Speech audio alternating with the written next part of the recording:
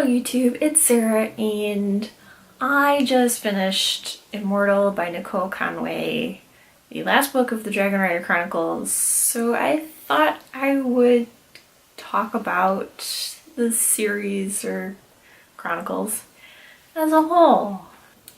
You've probably heard me mention something about the Dragon Rider Chronicles and how I got hooked. I had it bad. The first book, Fledgling, follows Javid Broadfeather through his becoming a dragon rider and his, what they refer to as their fledgling year at the training academy. While there, he befriends Felix, who is the son of a duke. Felix sticks his head out for Javid, which Javid is kind of hesitant to accept at first, because he's the half-elf. He's half gray elf and half human. His mother was a gray elf, his father was a horrible human. Javid is used to getting beat on and trampled and made fun of. Basically, everybody wants to pick on him rather than be his friend. So when Felix sticks his head out for him, he's a little hesitant to accept and starts to wonder, what the heck is this guy doing? What does he want from me? It doesn't take long for Javid to realize that Felix is the real deal, and they become best of buds. He also befriends Lieutenant Sile, Derek, and Sile is hiding something. Sile knows more about Javid than he's letting on. Although this doesn't become apparent until the second book, Avian, which follows Javid and Felix in their avian or second year and final at the Dragon Rider Academy, assuming they pass. If they don't pass, they would get a stripe on their uniform and repeat it. I forget how many times the story says that they can repeat. They get like 2 or 3 stripes, then the next one's a circle, and if they don't pass, then they're out of there. Their avian year gets interesting, with Javid learning more about some abilities he has. And again, there are, of course, people out to get Javid just because he's a halfling. The humans are at war with the Grey Elves. The story goes that the Grey Elves attacked and killed the king's family. That's the story. And then in Traitor, the third book of the Dragon Rider Chronicles, that gets pulled into question. Yes, I'm being very brief on these because I don't really want to give anything away. And then we have Immortal, the last book that nearly tore me apart. When it was done, I didn't know if I should be happy, be crying. I felt tears coming. They never fell, and I wondered if they would have been happy tears or sad tears. I don't even know. I just knew that I was close to tears. And I feel them coming now, just thinking about how this ended. I can't even really explain what grabbed me and had me wanting more. I became connected to Javid, I think, and cheering him on and wanting him to get with his neighbor who was his first friend. I can't remember her name. The neighbor ends up not playing a major role in the story, which was kind of disappointing at first, but Javid builds other friendships and relationships that are, I think, more important to the story and more important to Javid. And it's nice to see when Javid even realized it himself. When he first has that realization that he doesn't feel that way for this girl that he grew up with and was his only comfort in a home that was full of abuse and neglect and all these bad things happening to him. He would run off to this neighbor girl and they would just do whatever. Her mom would make him some sweet bread or something, and honey bread, I think it was. And in Fledgling, when his dad catches him coming back from this neighbor's home with some leftover sweet bread,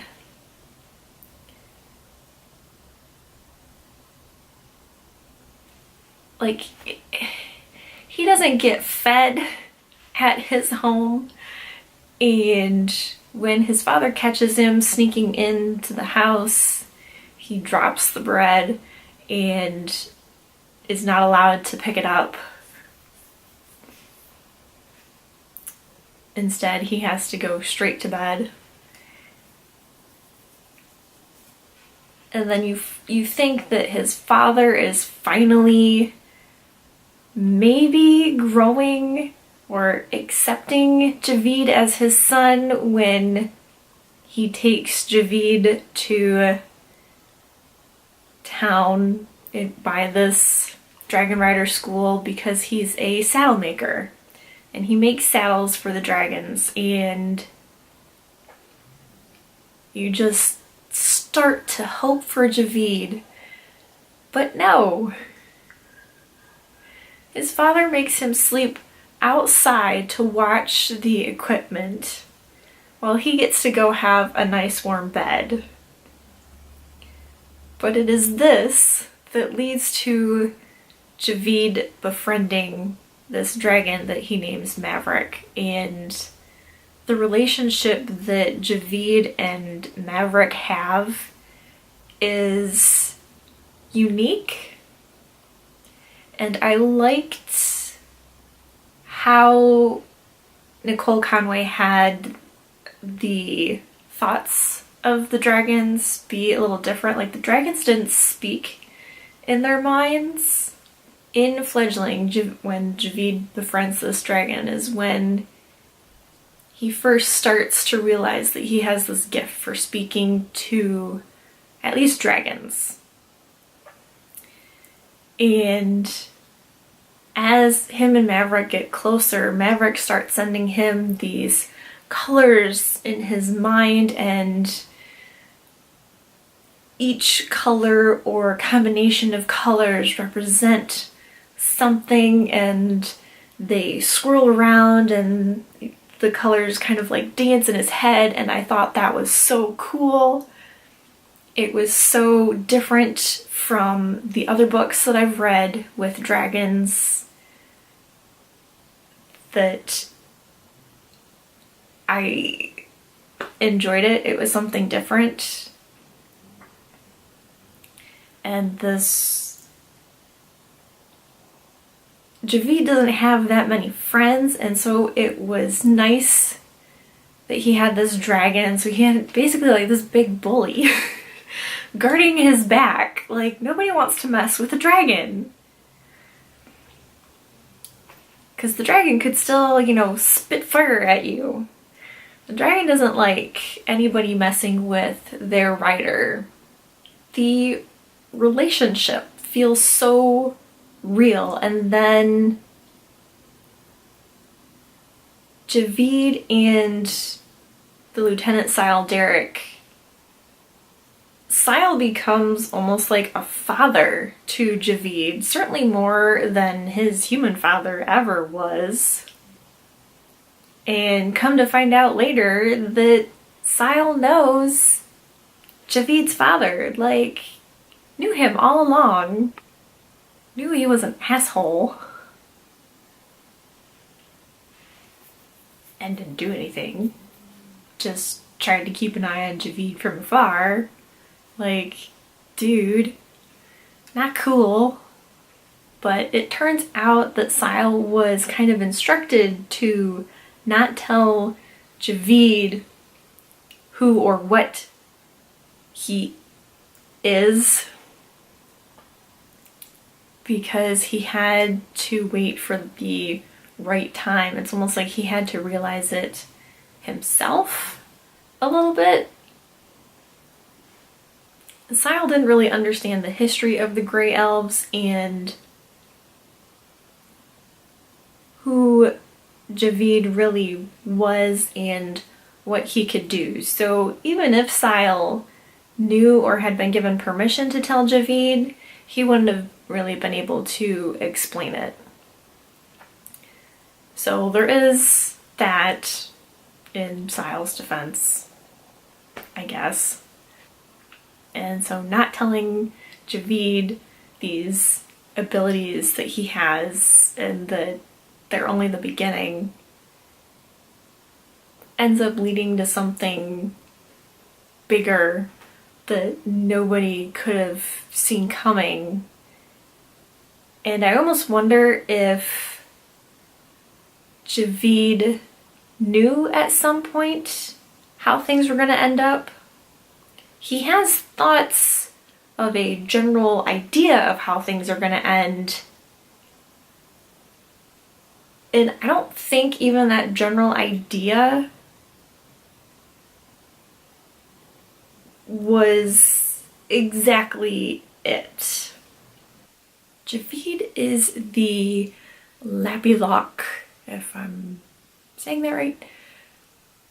And this Lapilock has a connection to nature and can manipulate or talk to the animals, which is where his connection with Maverick comes from.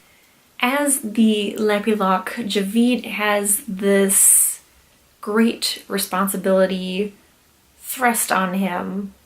It's not something he asked for, it's something he was basically chosen for, and he owns it totally.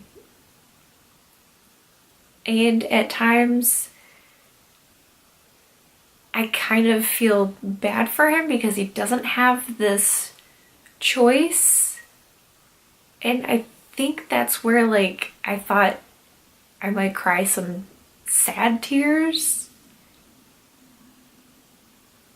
because there's so much that he won't be able to experience thanks to him being Lapilock, but he just accepts it. He's not totally unafraid. He is scared, but he does what he sees that he has to do for his friends so that they can live in peace and be happy and have that chance for their families and their children to grow up, for them to even have children. And like, I don't want to give the ending away. That is one thing I definitely don't want to get into,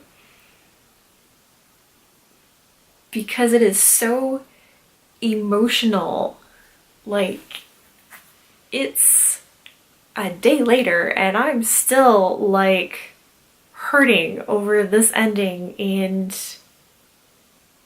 while it hurts as a reader, it's that something that you look for in a book. You want that connection, and I don't want to risk that connection. So all I'm gonna say, to wrap this up kind of so I can stop rambling, is go get Fledgling by Nicole Conway. You make it through that book, you will want to continue. So yeah, go check out Fledgling by Nicole Conway and the rest of the Dragon Rider Chronicles. Hope you liked this video. If you did, give it a thumbs up and share with your friends. Thanks for watching, and I will see you tomorrow with a new video. TTFN!